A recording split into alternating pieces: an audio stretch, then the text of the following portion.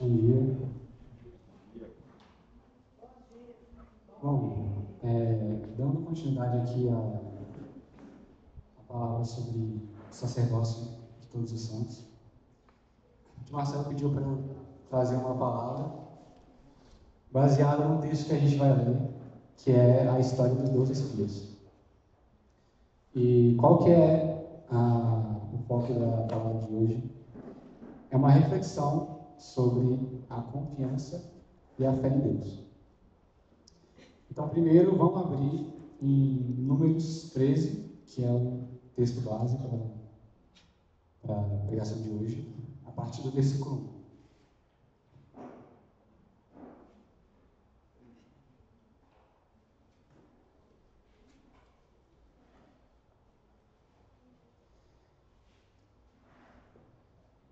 Números 13, 1.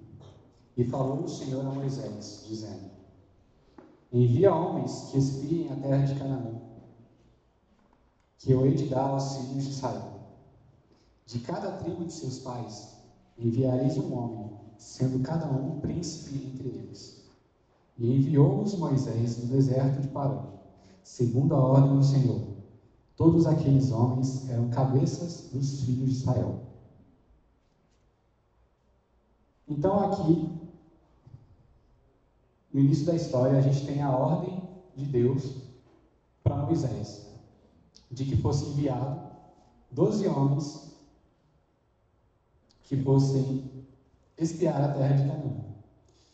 E aqui tem o primeiro detalhe muito importante para hoje, que é: Deus avisa que a terra haveria de ser deles. Então ele fala: envia homens que espiem a terra de Canaã, que eu hei de dar aos filhos de Israel. Ou seja, basicamente aqui Deus está enviando os espias para uma missão que ele já tinha dito que ia dar certo. Continuando agora, a partir do versículo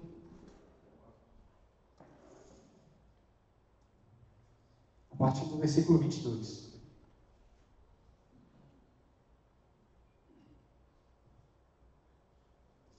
E subiram para o lado do sul e vieram até Hebrom. E estavam ali Aimã, Sesai e Talmai, filhos de Anak. Depois foram até ao vale de Escol, e dali cortaram um ramo de vide com um cacho de uvas, o qual trouxeram 2 homens sobre uma vara, como também da sua mansa de filhos. E chamaram aquele lugar o vale de Escol, por causa do cacho que dali cortaram os filhos de Israel. E eles voltaram de espiar a terra ao fim de 40 dias. E caminharam e vieram a Moisés e a Arão e a toda a congregação dos filhos de Israel no deserto de Parã, em Cádiz, e deram-lhe notícias a eles e toda a congregação, e mostraram-lhes o fruto da terra, e contaram-lhe, disseram: fomos à terra a que nos enviaste, e verdadeiramente manda leite e mel, e este é o seu fruto. Então aqui os espias haviam acabado de chegar da terra de Canaã, e é muito interessante porque Deus dá a oportunidade de eles provarem do fruto que ele havia prometido. Eles viram a terra, eles provaram do fruto da terra, eles trouxeram o fruto para o povo. E eles provaram que tudo aquilo que Deus havia falado sobre a terra era verdade. Continuando no 28, o povo, porém, que habita, aqui eles continuaram falando, né? O povo, porém, que habita nessa terra é poderoso, e as cidades fortificadas e muito grandes. E também ali vimos os filhos de Anak. Os amalequitas habitam na terra do sul, e os heteus, e os jebuseus, e os amorreus habitam na montanha, e os cananeus habitam junto do mar, e pela margem do Jordão. Então Caleb fez calar o povo perante Moisés e disse: certamente subiremos e a possuiremos em herança, porque seguramente prevaleceremos contra ela. Porém, os homens que com ele subiram disseram: não poderemos subir contra aquele povo, porque é mais forte do que nós. E infamaram a terra que tinha espiado, dizendo aos filhos de Israel: a terra pela qual passamos a espiá-la é terra que consome os seus moradores, e todo o povo que vimos nela são homens de grande estatura. Também vimos ali filhos de Anak, descendentes de gigantes, e éramos aos seus olhos como gafanhotos, e também éramos aos nossos olhos. Basicamente, aqui, a gente tem o principal erro que os espias cometeram nessa história. Aqui eles cometeram um erro que a gente vai explorar hoje, que é, eles não confiaram, não tiveram fé em Deus. Mas eles focaram mais nas circunstâncias do que naquele que os guiava. E essa falta de confiança gera uma consequência, que a gente vê agora em seguida a partir do versículo 14, a partir do capítulo 14. Então, toda a congregação levantou a sua voz, e o povo chorou naquela noite. E todos os filhos de Israel murmuraram contra Moisés e contra Arão. E toda a congregação lhes disse: quem dera tivéssemos morrido na terra do Egito, ou quem dera tivéssemos morrido neste deserto. E porque o Senhor nos traz a esta terra para cairmos à espada, e para que nossas mulheres e nossas crianças sejam por presa. Não seria melhor voltarmos ao Egito? E disseram uns aos outros: continuamos no líder e voltemos ao Egito. Então Moisés e Arão caíram sobre os seus rostos perante toda a congregação dos filhos de Israel. Todo mundo aqui pode ver que a consequência foi: eles lideraram o povo para um mau caminho. E o povo basicamente organizou uma revolta que queria destituir os líderes para eleger outros líderes. Mais para frente, eu vou acabar não lendo para não consumir muito tempo, mas mais para frente a gente vê que quase que Josué, Caleb, Moisés e Arão são apedrejados pelo povo. Então a falta de confiança e de fé dos espias culminou basicamente uma quase revolução ali dos judeus.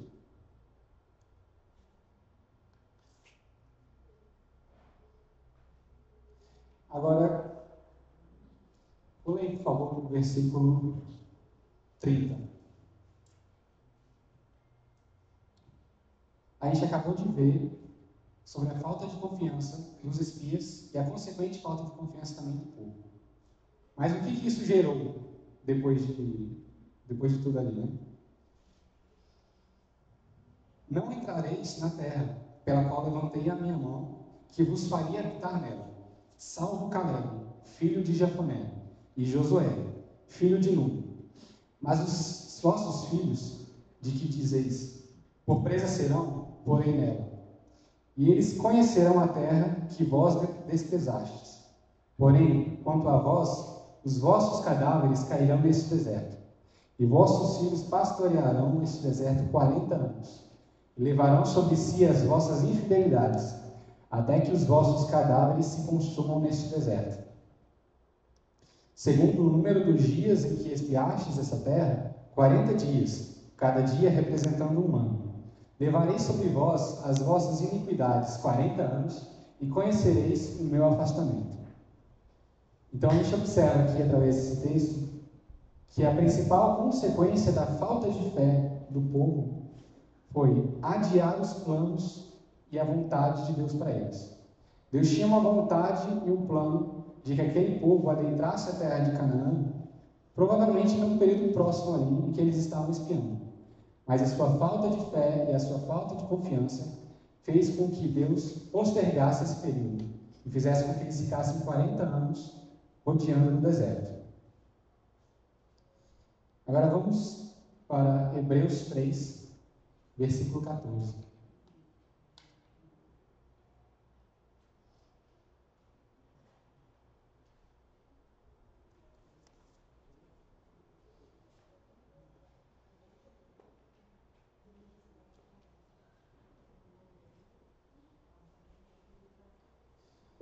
Desculpa, a partir do 12. Vede, irmãos, que nunca haja em qualquer de vós um coração mau e infiel, para se apartar do Deus vivo. Antes, exortai-vos uns aos outros todos os dias, durante o tempo que se chama hoje, para que nenhum de vós se endureça pelo engano do pecado. Porque nos tornamos participantes de Cristo, se retivermos firmemente o princípio da nossa confiança até o fim. Enquanto se diz, hoje, se ouvirdes a sua voz, não endureçais os vossos corações, como na provocação. Porque, havendo alguns ouvido, o provocaram, mas não todos os que saíram do Egito por meio de Moisés. Mas com quem se indignou por 40 anos? Não foi porventura com os que pecaram, cujos corpos caíram no deserto? E a quem jurou que não entrariam no seu repouso, senão as que foram desobedientes? E vemos que não puderam entrar por causa da sua incredulidade. Então daqui a gente tira os dois principais pontos que refletem a importância de nós confiarmos em Deus. Primeiro está no versículo 14, fala, porque nos tornamos participantes de Cristo, se retivermos firmemente o princípio da nossa confiança até o fim. Então, o primeiro ponto é sermos participantes do corpo de Cristo. Se nós queremos ser participantes do corpo de Cristo, e se nós quisermos que a sua vontade seja cumprida em nós, nós precisamos reter firmemente o princípio da confiança até o fim. E o segundo ponto seria o que está no último versículo 19, e vemos que não puderam entrar por causa da sua incredulidade. Então a gente vê de novo aqui, no Novo Testamento, a consequência de não confiarmos em Deus. Para que nós não adiemos e para que a gente permita os planos de Deus para nós. E que a gente não faça assim como o povo fez durante o deserto.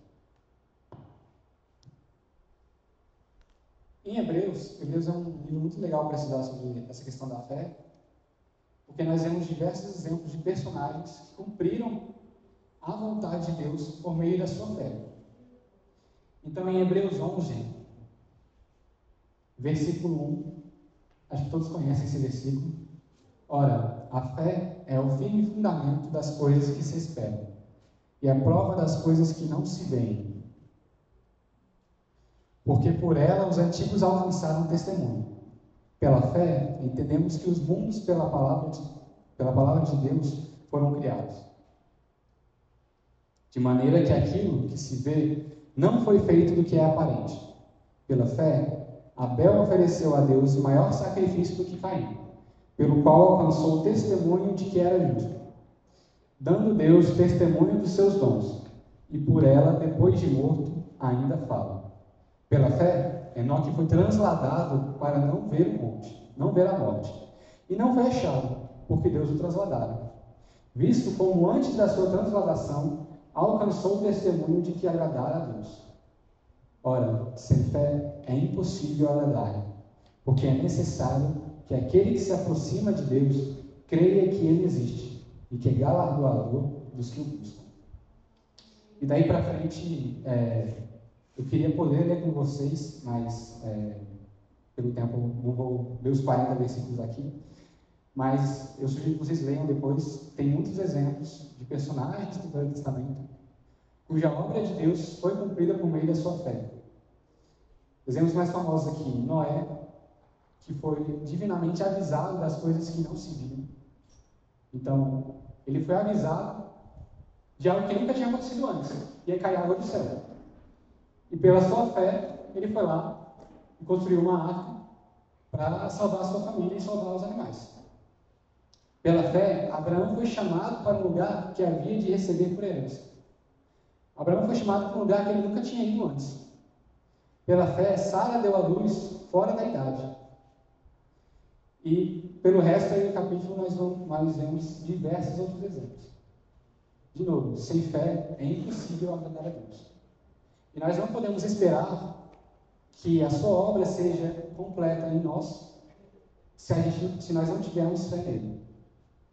Mas como é que nós vamos fazer para ter mais fé e confiar mais em Deus? Eu trouxe 3 pontos aqui principais que eu refleti durante esse período. Presta atenção que pode cair na gincana. O primeiro ponto é conhecer a vontade de Deus para a nossa vida e ter em mente suas promessas. O segundo ponto é olhar para a palavra de Deus e para os seus sinais. E o terceiro ponto é a confiança naqueles a quem Deus escolheu como autoridade. Eu trouxe também um quarto ponto, que não tem diretamente a ver com a questão da confiança, mas vou falar também no final, que eu também refleti bastante nessa história, que é a respeito do falso testemunho perante os homens. Mas isso podem ficar tranquilos que depois eu explico melhor. Voltando então para o primeiro ponto, como é que conhecer a vontade de Deus para a nossa vida e ter em mente as suas promessas vai ajudar na nossa fé e na nossa confiança em Deus? Essa história que a gente acabou de ler dos 12 espias, ele trouxe um aspecto que eu acho que ele salta aos olhos de todo mundo. Eu, inclusive, trouxe bastante enfoque aqui, que foi no versículo 2 do capítulo 13, em que Deus dá a ordenança para Moisés de que fossem escolhidas 12 pessoas para espiar a terra de Canaã, e ele afirma: para a terra que eu hei de dar aos filhos de Israel. Então, o primeiro aspecto que nos chama a atenção é que os 10 espias que não confiaram em Deus, eles podiam até conhecer a vontade de Deus para a vida deles, mas eles não tinham no coração deles, não estavam enraizados no seu coração. Porque certamente, se eles se concentrassem na promessa e na palavra de Deus, certamente que eles não teriam se acovardado, uma vez que eles saberiam que o final da história era a sua vitória.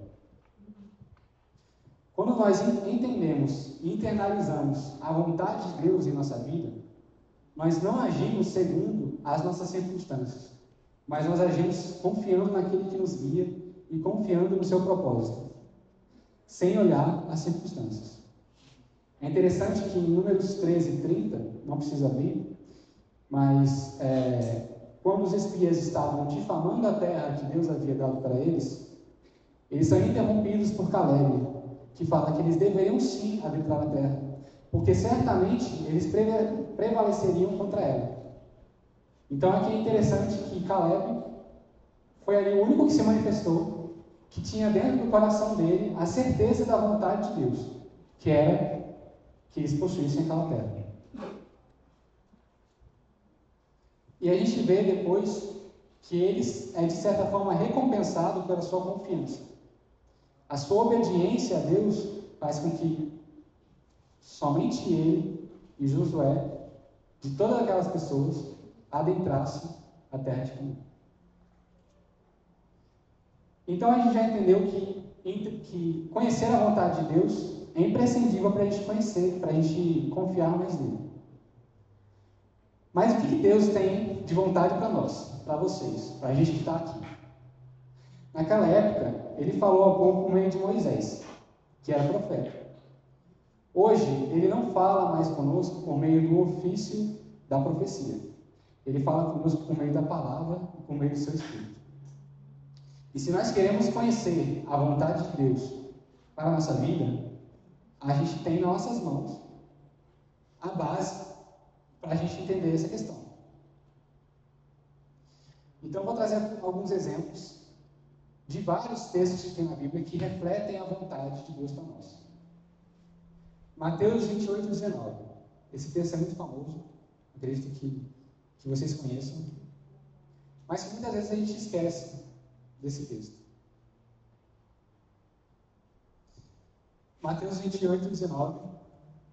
Portanto, ide, Jesus falando aos seus discípulos, portanto, ide, fazei discípulos de todas as nações, batizando-os em nome do Pai, e do Filho e do Espírito Santo, ensinando-os a guardar todas as coisas que eu vos tenho mandado. E eis que eu estou convosco todos os dias, até a consumação do mundo. Amém. Então aqui a gente tem uma ordem expressa por Jesus, que não foi expressa para um povo específico, ou para uma época específica. Essa ordem expressa por Jesus é para todos os seus fiéis, incluindo nós aqui. Então, se ele dá essa ordem, é da vontade dele que essa obra se cumpra em nossas vidas. E não é a vergonha, a timidez ou a falta de talento, vamos dizer assim, que tem que nos levar a crer de que não, esse versículo aqui não é para mim. Eu não tenho que pregar porque eu não tenho aptidão natural para isso. Vou deixar isso para um irmão aí que ele é mais sem vergonha, ele consegue conversar mais com o pessoal. Não, se essa é a vontade de Deus para todos os fiéis, a gente tem que crer que Deus vai nos capacitar para isso. Outro versículo também é Filipenses 2, versículo 15.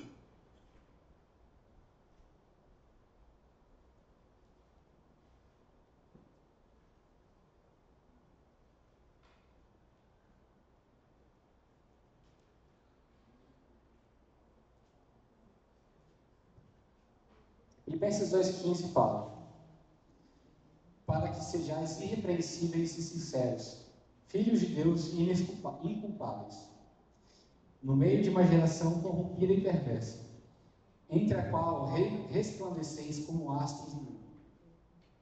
Então aqui a gente tem outro versículo que reflete uma vontade de Deus para todos os seus fiéis, que é que nós sejamos santos e irrepreensíveis. Se ele pede para a gente ser santo e irrepreensível, é porque ele vai nos preparar para isso, e ele nos dá força suficiente para isso. Nós podemos ser santos e nos diferenciar dessa geração. Não é uma dificuldade ou um pecado que é mais corriqueiro na sua vida, que deve te levar a crer que naquela área Deus não vai tocar. Eu sou santo até essa parte aqui, mas essa parte não precisa ser santificado. Não. Ele quer que nós sejamos inteiramente santos. E Ele vai nos dar capacidade para isso. E a gente precisa crer. Nós não podemos ter medo da vontade que Deus quer cumprir na nossa vida. Lembre-se também que a guerra para a qual Deus está nos enviando, assim como Ele enviou aqueles espias para uma guerra que Ele havia dito que já estava ganha, nossa guerra contra o pecado já está ganha também, porque não foi ganha por nós. Em 1 Coríntios, capítulo 10, versículo 13,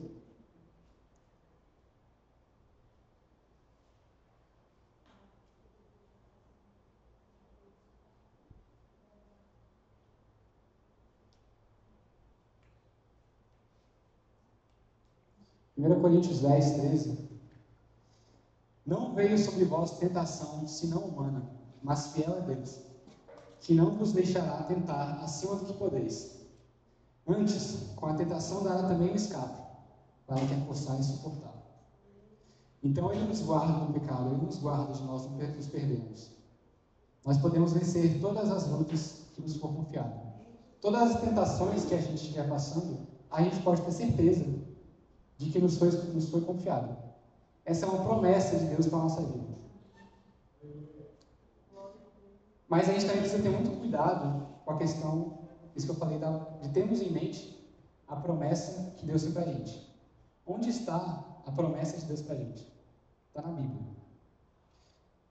Hoje em dia é muito comum nós vermos por aí, em diversas igrejas, pessoas prometendo, pregando e prometendo coisas que não podem ser cumpridas. Então, todo mundo aqui já ouviu falar na teologia, por exemplo, da prosperidade, em que eles aplicam essa questão da confiança em Deus, você ter a certeza e você mentalizar que você vai ficar rico, que você vai ter um grande sucesso. Mas a Bíblia não nos promete isso. Na verdade, a Bíblia nos promete 3 coisas, lá em Mateus 6. Mateus 6, no final, fala, a partir do versículo 31. Não andeis, pois, inquietos, dizendo, que comeremos, ou que beberemos, ou que vestiremos. Porque todas as coisas os gentios procuram. De certo, o vosso Pai Celestial bem sabe que necessitais de todas essas coisas. Mas buscai primeiro o reino de Deus e a sua justiça. E todas essas coisas vos serão acrescentadas. Que coisas são essas? Comer, beber e vestir. Nada além disso. Nem felicidade Deus nos promete. Ele não te promete uma felicidade no seu casamento, Ele não te promete uma felicidade na sua vida. Ele fala que no mundo nós teremos aflição, mas que é para nós termos bom ânimo. Óbvio que em meio às tristezas, em meio às provações, nós encontraremos no Espírito Santo a alegria. Porque isso é para nos bastar. Mas as pessoas que falam, que pregam, que a sua vida ao lado de Deus vai trazer uma vida confortável, uma vida sem problemas, não é isso que a Bíblia nos promete. E ter sempre em mente aquilo que nos aguarda também, no final de toda essa vida. Em Apocalipse 22, o último capítulo da Bíblia. Acho que todo mundo aqui já deve ter... Nós cantamos músicas com esse versículo, que eu acho muito bonito, que ele fala assim: e mostrou-me o rio puro da água da vida, claro como cristal, que procedia do trono de Deus e do Cordeiro. No meio da sua praça, e de outro lado do rio, estava a árvore da vida, que produz 12 frutos, dando seu fruto de mês em mês. E as folhas da árvore são para a saúde das nações. E ali nunca mais haverá maldição contra alguém. E nela estará o trono de Deus e do Cordeiro. E os seus servos o servirão, e verão o seu rosto, e nas suas testas estará o seu nome. E ali não haverá mais noite, e não necessitarão de lâmpada, nem de luz do sol, porque o Senhor Deus os ilumina, e reinarão para todo sempre. É isso que Deus promete para a gente. Nessa vida, somente aquilo que está prometido em Mateus. Mas então nós entendemos que entender a vontade de Deus e as suas promessas para nós, ela vai nos ajudar a confiar em Cristo. Mas tem um outro ponto muito importante que salta durante toda a leitura de Êxodo e Números, que é olhar para os seus sinais. Uma coisa que fez com que os espias e o povo não confiassem em Deus foi esquecer tudo aquilo que ele já havia feito na vida deles. Deus se expressava o seu poder naquele tempo, para aquele povo, de uma maneira muito concreta. Era impossível alguém olhar e achar que era acaso, achar que era coincidência. Eles passaram 400 anos no Egito e Deus tirou eles de lá. Ele abriu o Mar Vermelho, ele fez cair comida do céu, ele fez sair água de rocha. A palavra fala que durante o dia Deus acompanhava o povo com o formato de uma nuvem que os protegia do sol. E durante a noite eles acompanhavam com o formato de uma coluna de fogo que iluminava seus passos. Mas a cada dificuldade que o povo passava, a gente observa que o povo, a primeira coisa que acontecia é, eles esqueciam de tudo aquilo que Deus havia feito na vida deles. Eles se esqueciam do maná, eles se esqueciam do Mar Vermelho, eles se esqueciam da água, eles se esqueciam da nuvem, eles se esqueciam da coluna de fogo, e eles se desesperavam, desejavam voltar para o Egito. A cada dificuldade, eles se esqueciam de todos os milagres que tinham sido feitos na vida deles.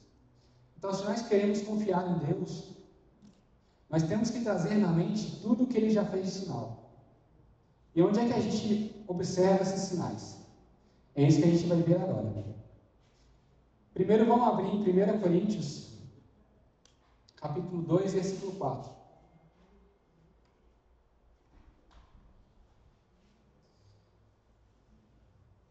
Aqui Paulo está falando para os coríntios, né?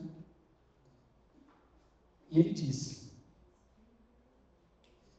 Desculpa, vamos começar do 4 para ter um contexto melhor. E a minha palavra e a minha pregação não consistiram em palavras persuasivas de sabedoria humana, mas em demonstração de espírito e de poder, para que a vossa fé não se apoiasse em sabedoria dos homens, mas no poder de Deus. Então aqui a gente observa que Paulo está falando para o povo da importância de que a fé e a confiança deles se apoiassem no poder de Deus, na manifestação concreta desse poder. Às vezes a gente, eu pelo menos, quando eu leio o Velho Testamento, eu meio que percebo assim, nossa, naquela época era impossível você não acreditar em Deus, né? Porque você via ali na sua frente comida caindo, você via coisas que ninguém explicava. E são coisas que, de certa forma, é difícil a gente ver hoje, né? Mas Deus se manifesta também o seu poder no nosso dia a dia. Às vezes a gente não observa. Então, os sinais nós podemos ver de demonstração do seu poder na nossa vida. Separei em 3 pontos aqui. Em primeiro, a sua conversão. Você nasceu em pecado. Todos nós aqui nascemos em pecado. Nós éramos alguém ruim, alguém sujo, alguém que não valia nada. Mas que, pelo sacrifício de Jesus na cruz, nós ganhamos um valor que se baseia no Filho de Deus. Então a gente precisa observar todas as transformações na nossa vida. aquilo que você era antes de você se converter e aquilo que você é hoje. Certamente que você observa mudanças. E essas mudanças, elas só têm uma explicação: o Espírito Santo. Nós, por nós mesmos, não somos capazes de nos tornarmos melhor, mais parecidos com Cristo, senão pelo poder do Espírito Santo. Então, se você é verdadeiramente convertido, se você foi batizado e verdadeiramente entregou a sua vida para Cristo, Ele vai agir na sua vida, Ele vai transformar a sua vida. E essa é a prova mais concreta do seu poder. Outro aspecto que eu também trouxe, que ele acaba sendo mais pessoal, mas é importante da gente analisar a nossa vida, é os milagres realizados na vida de todos os irmãos e na sua vida também. Lembre-se de tudo aquilo que Deus já fez em você. Óbvio que não cabe a mim ficar aqui analisando cada um, mas certamente se você olhar para a sua história, você vai ver que existiram períodos, pelo menos eu, na minha vida, em que parecia que estava tudo perdido, eu não estava entendendo as coisas que estavam acontecendo, mas no final das contas eu vi que Deus estava na frente de tudo. Nós podemos observar, principalmente no contexto de igreja, milagres, coisas inexplicáveis ocorrendo. Nós precisamos nos concentrar nisso, para a gente sempre ter em mente aquilo que Deus pode fazer, e ser cada vez mais fé nele. E em terceiro ponto, eu trouxe aqui o que acaba sendo um dos meus favoritos, assim, eu sempre reflito nisso, que é as demonstrações relacionadas à Bíblia. Não sei se você já parou para pensar na complexidade desse livro aqui que a gente tem. São 66 livros, alguns livros do mesmo autor, mas muitos deles de autores diferentes, com uma diferença de período muito grande. E nós temos várias referências cruzadas na Bíblia, de pessoas que não tiveram contato, pessoas que viveram em épocas muito distintas, mas que trazem um senso assim de, caramba, realmente o poder de Deus se expressa através dessa escritura. Exemplo, o livro de Isaías. O livro de Isaías foi escrito cerca de 700 anos antes de Cristo vir ao mundo. E nós temos várias profecias, principalmente a respeito de Jesus. E todas essas profecias, que são profecias muito específicas, profecias que não são genéricas, profecias que deixam claro que Jesus é o Messias, se cumprindo 700 anos depois. Isso não tem nenhum humano que explica. Isso não tem ciência que explique como isso é possível. Outro exemplo também que, de longe, assim, o exemplo favorito é o livro de Daniel. Não cabe a mim aqui ficar entrando muito em detalhe, muito na matemática da coisa, mas quem tiver curiosidade depois pode me falar mais comigo, que eu posso detalhar mais. Mas o livro de Daniel ele foi escrito, estima-se que 530 a.C. E o livro ele acerta de maneira precisa a época da morte do Messias. Quando Daniel fala acerca das 70 semanas antes da volta de Cristo, ele prevê ali que cerca de 483 anos depois da autorização para a reconstrução de Jerusalém, o Messias seria tirado do meio do povo. Ele escreveu isso cerca de 530 a.C. E em cerca de 454 a.C., o rei Artaxerxes ele emite a declaração de que Jerusalém haveria de ser reconstruído. Isso aí está muito bem descrito no livro de Esdras e Neemias, depois quem quiser pode conferir, mas isso não está somente na Bíblia. Estudos históricos, extra-bíblicos, vamos dizer assim, também comprovam essa questão da declaração do rei Artaxerxes sobre a autorização para reconstruir Jerusalém. E isso aconteceu quase 100 anos depois que Daniel escreveu o livro. E o que aconteceu 483 anos depois de emitido esse decreto? Bom, esse ano era 32 anos depois de Cristo, que foi exatamente o ano que ele morreu. Foi o ano que Messias foi tirado do meio do seu povo.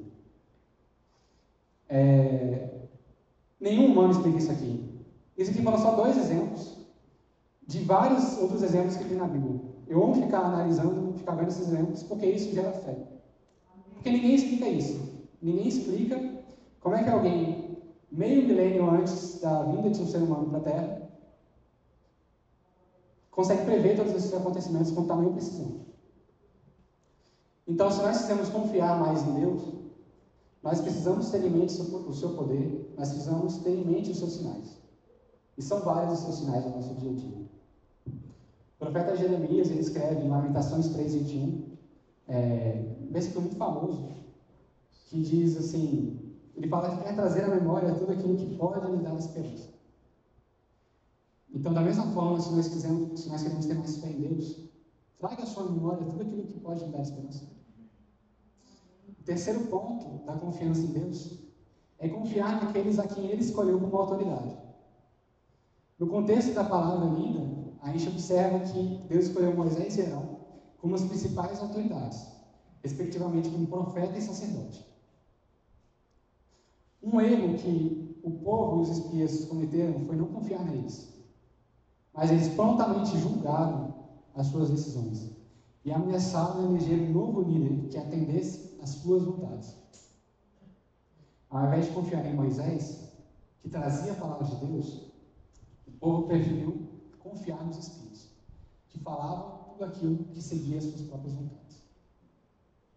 Então, eles não somente não confiaram em Deus, como eles não confiaram naquele que Deus havia escolhido para guiar o povo. Em nossa vida, nós também temos que confiar que Deus traz autoridade sobre nós. A gente não tem mais o ofício de sacerdote e de profeta aqui conosco, presencialmente. Mas mesmo assim, nós temos autoridades que Deus escolheu para nos dar conselhos, tomar decisões e ser usado por Deus para falar conosco. O Gabriel trouxe ontem aqui 3 exemplos de autoridade, que eu não vou gastar tanto tempo, porque ele já falou, mas de uma maneira rápida. Em primeiro lugar, os pais. Os pais são a primeira autoridade colocada por Deus em nossa vida. E não cabe a nós desobedecê-los, desonrá-los, e nem ficar questionando e ponderando as suas decisões e ordens. Aquilo que eles decidiram para nós, a gente tem que ter em mente que é o que eles acham que é melhor para nós. E além do fato de que eles viveram mais do que nós e sabem mais do que nós aquilo que é melhor para a nossa vida, a gente tem que se lembrar que, independente deles serem convertidos ou não, os pais são uma autoridade confiada por Deus.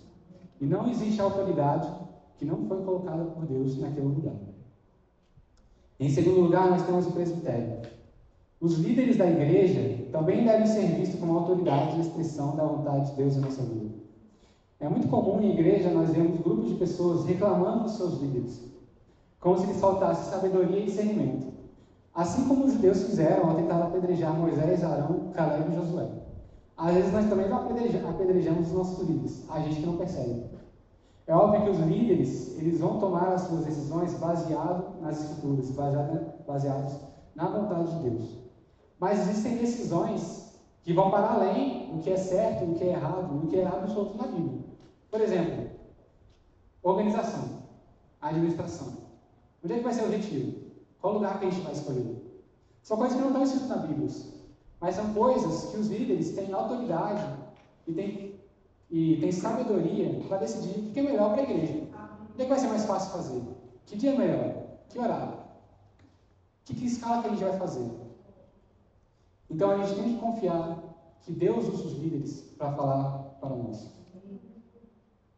E além disso, a gente também tem que se lembrar que nós também devemos orar pelos nossos líderes, pelos nossos pais, para que Deus use eles de maneira que a sua vontade seja completa em nós. Em terceiro lugar, nós temos os irmãos. A igreja tem um papel importantíssimo na nossa vida. Nós temos que nos sujeitar uns aos outros em amor a Cristo. A gente precisa deixar que a igreja seja participante da nossa vida. A gente precisa realmente que os outros deem pitaco na nossa vida. Por mais que muitas pessoas não gostem disso, a gente precisa entender que o corpo de Cristo é um só. Que eu posso chegar e exortar o meu irmão. Eu posso chegar e falar assim, olha, esse caminho que você está tomando não é um caminho muito legal. Sugiro que você mude de direção. A gente precisa ter a liberdade e a gente precisa permitir que os nossos irmãos participem da vida comum do nosso lar. participem das nossas decisões, participem da educação dos nossos filhos. Porque é só assim, só através do corpo de Cristo, que nós conseguiremos chegar a essa cruz de Cristo. No Romanos, Paulo ele usa uma imagem muito legal, uma figura muito legal, que é o corpo, nosso corpo humano. O nosso corpo ele tem muitos membros, e um membro precisa do outro. Cada membro tem a sua função, mas nenhum membro vive sozinho. Da mesma forma é a igreja. Quem se isola busca os seus próprios interesses e se insurge contra a verdadeira sabedoria. Se você quer buscar os interesses que não são os seus, mas os de Cristo, e buscar a verdadeira sabedoria a respeito do seu reino, você precisa viver mais no contexto da igreja. Você precisa permitir que os outros participem da sua vida. Então, esses são os 3 pontos principais que eu trouxe para a gente confiar mais em Deus. Como um adendo também, eu trouxe outra reflexão a respeito desse texto, que é a respeito do falso testemunho perante os homens. Como assim? Os espias eles tinham um papel importantíssimo naquela missão que Deus falou para eles, que foi, eles seriam a testemunha da vontade de Deus para o povo. Não tinha como o povo inteiro entrar na terra de Canaã e ver com seus próprios olhos que a vontade de Deus havia de ser cumprida. Por isso Deus escolheu 12 pessoas. Aquilo que essas 12 pessoas falassem para o povo, eles iriam acreditar como verdade. Então Deus basicamente escolheu 12 pessoas que iam avisar para o povo se Deus ia cumprir a promessa dele ou não. E o que eles fizeram? Ao invés de trazer boas novas, eles desencorajaram o povo, testemunhando falsamente que Deus não iria cumprir a sua promessa. Aqueles escolhidos para trazer boas novas trouxeram medo, trouxeram pânico e falta de confiança para o seu povo. Na nossa vida, a gente precisa ter muito cuidado com o testemunho que nós estamos levando para os nossos irmãos. A gente precisa se encher cada vez mais de Deus, ler cada vez mais sua palavra, conhecer as suas vontades, confiar nele, para que a gente não faça com os nossos irmãos o mesmo que os espias fizeram com o seu povo. Além disso, a gente precisa também se lembrar que mesmo que não em posição de autoridade aqui dentro da igreja, nós somos todos os dias enviados como testemunha de Deus para um lugar em que as pessoas não conhecem a boa, perfeita e agradável vontade de Deus, que é o mundo. Quando a gente sai para a rua, quando a gente sai para o trabalho, quando a gente sai para estudar, a gente está em um ambiente de pessoas que não conhecem a Deus. E tem uma forma deles entenderem o propósito de Deus para a vida deles, que é através da nossa vida. O testemunho que a gente dá da vontade de Deus para as pessoas do mundo se dá pela nossa vida, pelo nosso agir e pelo nosso falar. Por isso, a gente tem que ser sal e luz onde quer que a gente ande. E como nós fazemos isso? Andando mais perto de Cristo, conhecendo mais dele. Um exemplo disso, eu não ia ler, mas eu achei interessante, achei importante. Mateus 26, versículo 73. É o versículo da negação de Pedro. Vamos começar do 69. Ora, Pedro estava sentado fora, no pátio, e aproximando-se dele, uma criada disse: Tu também estavas com Jesus, o Galileu. Mas ele negou diante de todos, dizendo: Não sei o que dizes. E saindo para o vestíbulo, outra criatura o viu, e disse aos que ali estavam: Este também estava com Jesus, o Nazareno. Não conheço tal homem. E daí a pouco, aproximando-se os que ali estavam, disseram a Pedro: Verdadeiramente também tu és deles, pois a tua fala te denuncia. O resto da história todo mundo conhece, mas o ponto principal que eu queria trazer aqui é: Pedro andava tão próximo de Jesus, e ele conhecia tanto ele, que a sua fala o denunciava. Então, quando a gente abre a boca num ambiente de pessoas do mundo, a gente está representando Cristo. A gente está mostrando para eles o que é andar perto de Cristo. E a gente não pode dar para eles falso testemunho daquilo que é seguir a Cristo. Amém.